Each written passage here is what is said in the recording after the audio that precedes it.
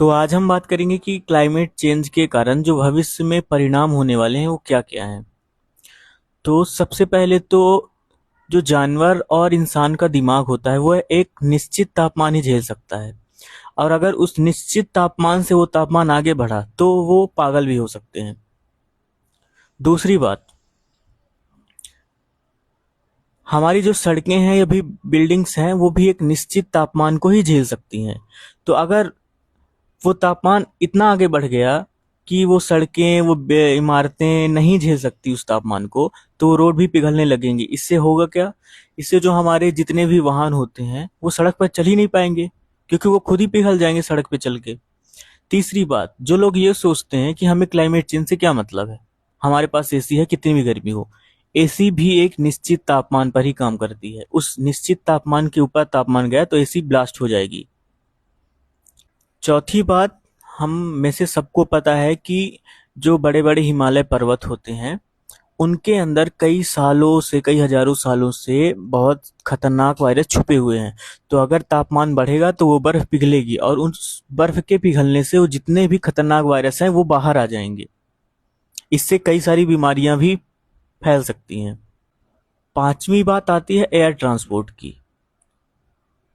जो हमारे वायु परिवहन होते हैं, चाहे एरोप्लेन हो, हेलीकॉप्टर हो, कुछ भी हो, वो कूलिंग सिस्टम पे काम करते हैं। तो ज्यादा तापमान के कारण उसमें टर्बुलेंस क्रिएट हो जाता है, जिसके कारण वो ऊपर उड़ ही नहीं पाएंगी। छठवीं बात आती है कि वो तो सबको ही पता है कि बहुत सारा सूखा पड़ने वाला है, पानी की कमी होने वाली है, बाढ़ आएगी, बहुत सारे भूकंप आएंगे। यानी कि कुल मिलाकर पूरा क्लाइमेट ही चेंज हो जाएगा। गर्मी के दिनों में गर्मी नहीं पड़ेगी, ठंडी बरसात होगी, बरसात के दिनों में बरसात ही नहीं होगी, जब बरसात नहीं होना होगा तब बरसात हो जाएगी। यानी कुल मिला के पूरा पूरा क्लाइमेट ही चेंज हो जाएगा। इसका सबसे बड़ा असर पड़ेगा खेती पे, किसानी पे।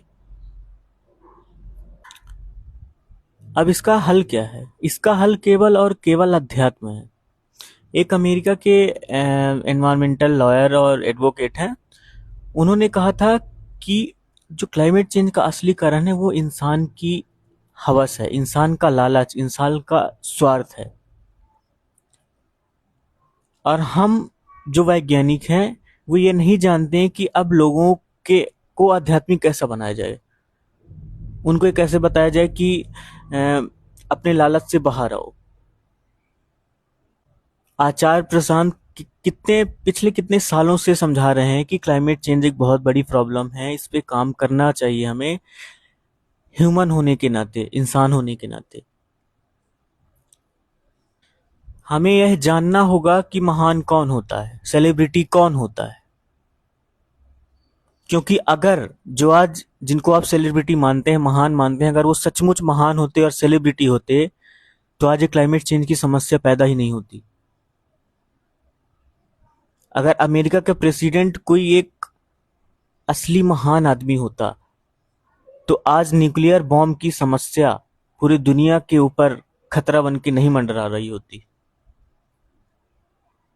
ये होता है जब हम किसी गलत इंसान को पावर दे देते हैं, उसे महान बना देते हैं, उसे सेलिब्रिटी बना देते हैं। हमें जो अपना अत्यधिक उपभोग है, ओवर कंजम्पशन है, उसे कम करना होगा। हमें जनसंख्या पर नियंत्रण करना होगा। अब जनसंख्या पर नियंत्रण क्यों जरूरी है? एक होता है अर्थ ओवरशूट डे, जिसका मतलब होता है कि पृथ्वी आपको एक साल में जितने संसाधन दे सकती है उसका उपयोग आप एक साल से पहले ही कर लो। तो इस साल 2026 में अर्थ ओवरशूट डे एक्सपेक्ट किया गया है 11 मई 2026 को।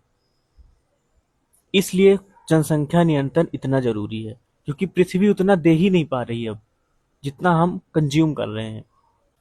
टेक्नोलॉजी, इनोवेशन, जीडीपी, ये सब बहुत दूर की बातें हैं।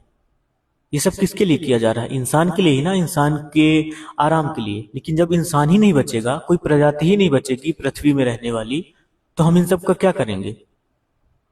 ऐसे इनोवेशन का क्या फायदा रहेगा?